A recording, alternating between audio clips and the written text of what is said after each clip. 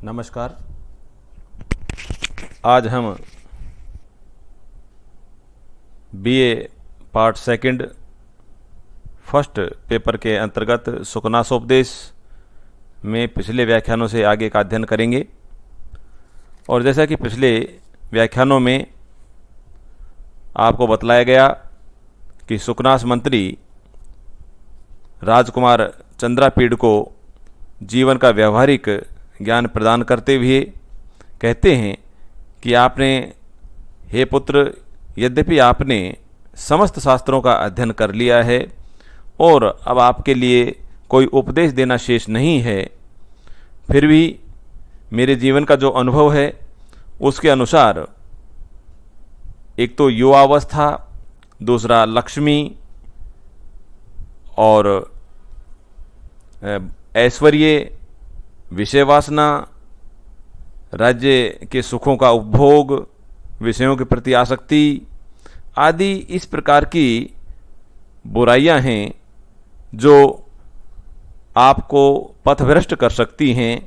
अतः आपका राज्याभिषेक होने से पहले इन बुराइयों के विषय में यदि मैं आपको कुछ ज्ञान प्रदान कर सकता हूं, जो अपने अनुभव बतला सकता हूं, तो आप निश्चित रूप से उनसे सावधान रहेंगे और जीवन में सफलता को प्राप्त करेंगे।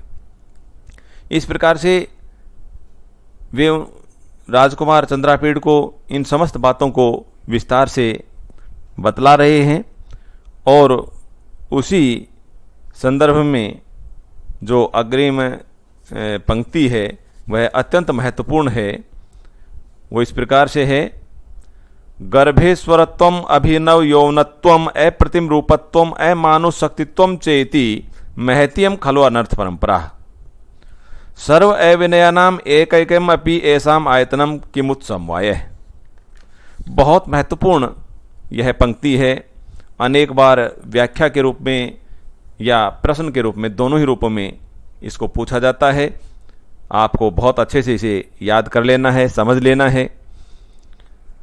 इस पंक्ति का सबसे पहले आप अर्थ देखिए, क्या कहना चाहते हैं। गर्भेश्वरत्वम, गर्भ जन्म से ही, ऐश्वर्यत्वम ऐश्वर्यशाली होना, गर्भेश्वरत्वम जन्म से ही ऐश्वर्यशाली होना। अभिनव यौनत्वम, अभिनव यौनत्वम नवीन युवावस्था का होना। पहला है जन्म से ही ऐश्वर्यशाली होना, दूसरा अभिनव यौनत्वम नवीन युवावस्था का होना। अप्रतिम रूपत्वम, अनुपम रूपत्वम सौंदर्य, अनुपम सौंदर्य का होना। अमानुष शक्तित्वम चेति, और अमानुष यानी कि अलौकिक शक्ति का होना। महती इयम खलु अनर्थ परंपरा, इयम यह महती एक बहुत बड़ी अनर्थ परंपरा, अनर्थ की श्रृंखला है। यह बहुत बड़ी अनर्थ की श्रृंखला है। सर्व अविनयानाम एक एकम अपि ऐसाम आयतनम किमुत समवाय है। एक एकम अपि, इनमें से एक एक का होना भी, सर्व अविनयानाम समस्त अविनयों अर्थात समस्त दोषों का आयतनम घर है, स्थान है। किम उत समवाय, जहाँ ये चारों हैं वहाँ तो कहना ही क्या। थोड़ा सा इसको संधि विच्छेद करके और प्रत्येक को याद करेंगे। थोड़ा सा कठिन शब्दावली है, तो आप इसे अलग अलग शब्दों को करके, पृथक पृथक करके शब्दों को, और आप उसका फिर अर्थ लगाएं। गर्भेश्वरत्वम, गर्भ ईश्वरत्वम, गर्भेश्वरत्वम, ठीक है ना। तो दो शब्द हैं, गर्भ ईश्वरत्वम, गर्भेश्वरत्वम। अभिनव यौनत्वम, अब देखो इसमें मैं में ए मिला हुआ है, तो आप इसे जब पृथक करके पढ़ेंगे तो अभिनव शब्द आपके समक्ष आ जाएगा। यौनत्वम, अभिनव नवीन, यौनत्वम युवावस्था का होना। अप्रतिम रूपत्वम, अप्रतिम यानी कि अनुपम, जिसकी तुलना दूसरे से न की जा सके, ऐसे रूपत्वम सौंदर्य का होना। अमानुष शक्तित्वम चेति, और अमानुष शक्तित्वम यानी कि मनुष्यों से परे अलौकिक शक्ति का होना। अब इसका एक बार थोड़े से समास विग्रह भी जब आप देखेंगे तो देखेंगे कि गर्भेश्वरत्वम, यहाँ गर्भात ईश्वरत्वम इति गर्भेश्वरत्वम षष्ठी तत्पुरुष समास है। जन्म से ही ईश्वर यानी कि ऐश्वर्यशाली होना। अभिनव यौनत्वम, यौवन, अभिनवम यौनम यश से अभिनव यौन है, तस्य भाव है अभिनव यौनत्वम, बहुब्री समास है, यानी कि नवीन युवावस्था है जिसकी, ऐसा। अप्रतिम रूपत्वम, अप्रतिमम रूपम यश से अप्रतिम रूप है, तस्य भाव है इति अप्रतिम रूपत्वम, बहुब्री समास का ही प्रयोग किया गया है, जिसके सौंदर्य की तुलना दूसरे से ना की जा सके, अनुपम सौंदर्य। अमानुष शक्तित्वम, नास्ति मानुष शक्ति यश से अमानुष शक्ति, यानी कि जो शक्ति मनुष्यों में ना हो, जो किसी देवता आदि में ही हो, जो इस लोक से परे जो देवता आदि हैं उनमें ही पाई जाती है, वो अमानुष शक्तित्वम यानी कि अलौकिक शक्ति। तो यहां यह आपको अच्छी तरह से याद रख लेने चाहिए कि एक बहुत बड़ी अनर्थ की श्रृंखला है। वो अनर्थ की श्रृंखला कौन सी है? जब आपसे प्रश्न पूछा जाए कि सुकनास मंत्री ने अनर्थ की श्रृंखला कौन सी बतलाई है, तो आपको लिखना पड़ेगा, ये चारों बातें आपको उसमें से लिखनी होंगी। जन्म से ही ऐश्वर्यशाली होना, जन्म से ही धनी होना। दूसरा, अभिनव यौनत्वम, नई युवावस्था का होना, नई जवानी। अप्रतिम रूपत्वम, अप्रतिम अनुपम सौंदर्य का होना, अद्वितीय सौंदर्य का होना। और चौथा है अमानुष शक्तित्वम, अमानुषी शारीरिक शक्ति का होना, अलौकिक शारीरिक शक्ति का होना। ये चार बातें हैं, फिर से आप इन्हें अच्छी तरह से याद कर लीजिए।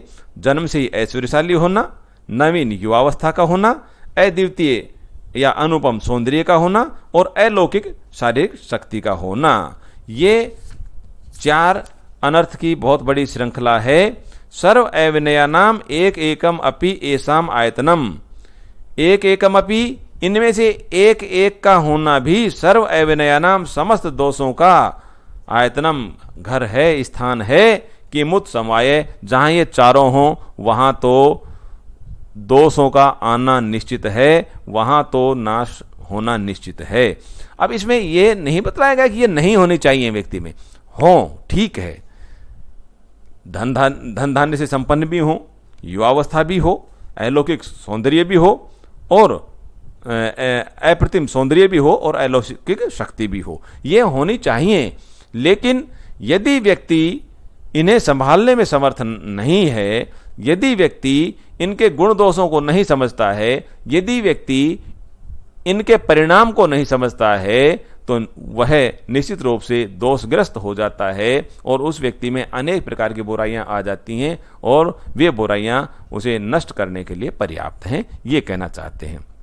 यदि व्यक्ति इनके परिणामों को समझता है, यदि इनके गुण दोषों को समझता है, यदि इसकी अच्छाई और बुराइयों को समझता है, तो व्यक्ति निश्चित रूप से सफलता को प्राप्त करता है। अब एक राजकुमार के पास तो ये सभी होती हैं, लेकिन यदि कोई राजकुमार इन समस्त बातों को समझता है, इनके समस्त परिणामों को समझता है कि उसके द्वारा किए जाने वाले काम के, उसके द्वारा किए जाने वाले कार्य के क्या परिणाम होंगे, तो फिर उसके लिए ये सब दोष नहीं है, ये दोष उनके लिए कोई महत्व नहीं रखते हैं और इनका बहुत अच्छे से वह उपभोग कर सकता है। इसलिए सुकनास मंत्री कहते हैं, क्या कहते हैं, एक बार पुनर् देखिए और आपने इसको प्रश्न भी आप उत्तर इसका दे देंगे और इसका यदि आपसे व्याख्या पूछी जाए उसको भी आप अच्छे से बतला सकेंगे।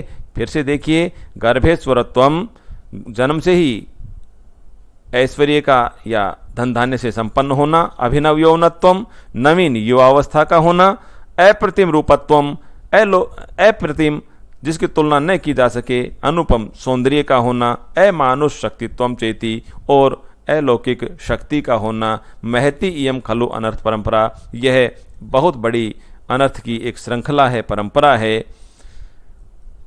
सर्व अविनयानाम एक एकमपि एसाम आयतनम, एक एकमपि एसाम, इनमें से एक एक का होना भी, सर्व अविनयानाम, समस्त दोषों का, आयतनम, उत्पत्ति स्थान है, गृह घर हैं, किमुत समवाय, जहाँ ये चारों हों तो वहाँ तो कहना ही क्या, अर्थात वहाँ तो सर्वनाश निश्चित है, ऐसा सुखनाश मंत्री राजकुमार चंद्रापीठ को बतलाते हैं। अब इसमें आपने देखा, इसकी व्याख्या पूछी जाए तो आप पीछे से जो प्रसंग चलता आ रहा है उसको बतलाते हुए इसका अर्थ लिखेंगे और इसका भावार्थ लिखेंगे, इसकी व्याख्या लिखेंगे, और इसमें जो भी व्याकरणात्मक टिप्पणियां आई हैं, जैसा कि हमने आपको बतलाया कि उसमें संधि विच्छेद करके भी आप बताएंगे। तो गर्भ ईश्वरत्वम, गर्भेश्वरत्वम, तो यहाँ जैसे कि गुण संधि है, और वैसे देखेंगे तो गर्भात ईश्वरत्वम इति गर्भेश्वरत्वम, तो यहाँ षष्ठी तत्पुरुष समास का भी प्रयोग किया गया है। तो ये सब बातें मैंने आपको इस व्याख्यान के अंतर्गत ही अभी अभी आपको बतलाई हैं। तो आप इन सब को अच्छी तरह से देख करके इसका अर्थ भी अच्छे से याद कर लें, और जैसे प्रश्न पूछा जाए तो ये आपको प्रश्न के रूप में इन चारों को लिखना है, प्रश्न का उत्तर इन चार के रूप में लिखना है कि जन्म से ही ऐश्वर्य अनर्थ की श्रृंखला कौन सी है, तो आपको चारों बातें लिखनी है। ये